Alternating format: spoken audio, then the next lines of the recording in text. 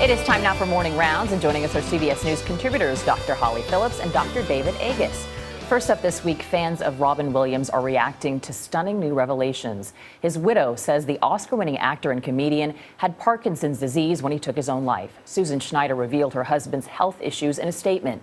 It reads, Robin's sobriety was intact, and he was brave as he struggled with his own battles of depression, anxiety, as well as early stages of Parkinson's disease, which he was not yet ready to share with the public.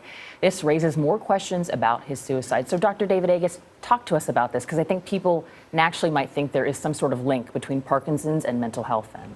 Well, there's clear association of Parkinson's and depression. People with Parkinson's disease have much higher rates of depression. But there's also data from a Taiwan study showing that people with depression years later had about a threefold increase in Parkinson's disease.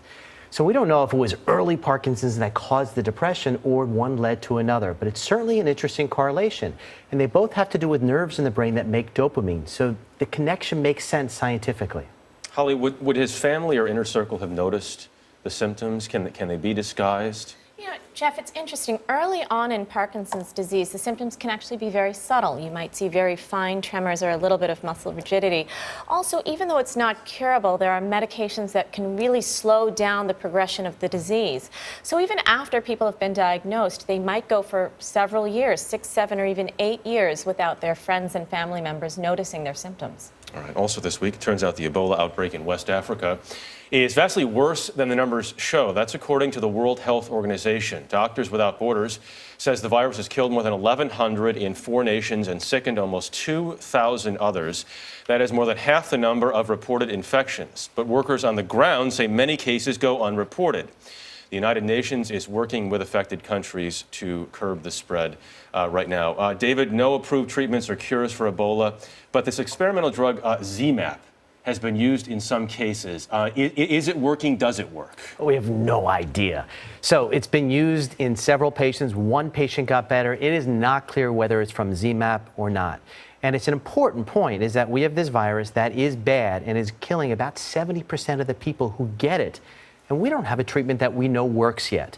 There is data, though, that just came out in the last week and a new discussion that statins, the Lipitor-like drugs, actually block some of the inflammation in the body and may make people live longer or better with this disease, like they did with swine flu. But these drugs, like the ZMapp and others, first of all, there's no supply. Second of all, we just don't know they work. Holly, when you hear people talk about this, I think the primary concern is, could it spread in the United States? We've heard about the 2 American missionary workers. Is there a possibility there are more? You know, Vanita, epidemiologists at the CDC basically say we might see more cases coming into the United States, like with these healthcare workers, people who work abroad, don't realize they're sick and come back here, or they come here directly for treatment. But we're likely not to see, very likely not to see any direct spread here. We're not going to end up with an outbreak in the way that we're seeing in West Africa. On the other hand, you know, it really is important to focus on containing the virus there. The more cases that are there, the more we can see a spread both here and throughout the world. So it's really important that we see that containment as much as possible there. David, why this kind of outbreak now? You know, this virus was first isolated in the 70s. It came from a bat. So people would eat the fruit-eating bats and get the virus. And there were small little villages, and the villages would basically be decimated. Well, over the last several years, many of these countries were urbanized. So everyone lived in a small village. Now they're these big cities. And so this hit a city. And so once it hits the city, it spreads like wildfire. There's another city that had a couple of cases called Lagos that has 22 million people. So if it spreads in that city, we ain't seen nothing yet. And so this virus came around 20 or so outbreaks over the last 30 years, and there will be more, whether from this virus or others. We have to get better at containing these things and identifying them early so we can actually make a difference. Well, in a major scientific achievement, researchers said they have created tissue that acts a lot like the brain tissue of rats. Cells are grown on a scaffold made of silk and can be kept alive for 2 months. Scientists hope to use this to learn how brain cells react to traumatic injury. This could lead to new treatments.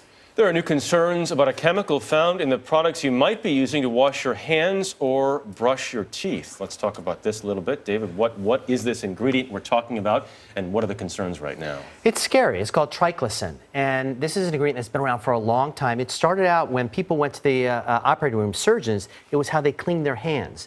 And then they slowly started to put it in things like soap, the antibacterial soaps, and in toothpaste to block bacteria in the mouth and help gingivitis. Well, there's data, and this data has been around for a long time, it just was never public, that it can block development of mice, both in their thyroid, their bones, and other parts of their body. And so it clearly has an effect on the body of these animals and potentially in humans. And so many companies have withdrawn it from their products, yet there's still one toothpaste on the market that has it in, which is Colgate Total. And so we have to pay attention to these things because they're alternatives. If this were a drug where there's nothing else to use, then there's some merit. But here, there are plenty other things you could brush your teeth with. Holly, David mentions Colgate. We reach out to them, and they basically said to us, 2 decades of review have made us believe that this product is safe. But as a physician, would you recommend this to your patients? You know, my position on sort of all of these things is unless there's a clear benefit, why take a risk? You know, as David just mentioned, there are hundreds of toothpastes on the store shelves that don't contain the triclosan. So why not really reach for one of those? We also know there's a great amount of exposure that we have to this chemical. There was a recent study done, and 100% of the pregnant women that they studied had the chemical in their bloodstream, and about 50% of them actually even had the chemical in the umbilical cord going to the baby. So if we can minimize our exposure while we're still trying to understand what the, what the effects of the chemical are, I still think it's a good thing. Just pick a different toothpaste. It would seem then, if you're talking about women who are pregnant, who are transmitting, it's also a concern for younger children, or is that the case? We need to be extra sensitive with them.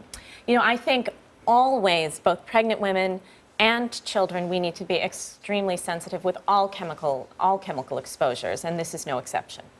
Finally, new research presented at the meeting of the American Chemical Society shows that in the future, working up a sweat by exercising may not only be good for your health, but could it also power your small electronic devices? Researchers report they have designed a sensor in the form of a temporary tattoo that can both monitor a person's progress during exercise and produce power from all that perspiration. A good reason to sweat. I think I need to get one of those so I can power up my cell phone. I'm always running out of battery. A tattoo that can monitor your workout.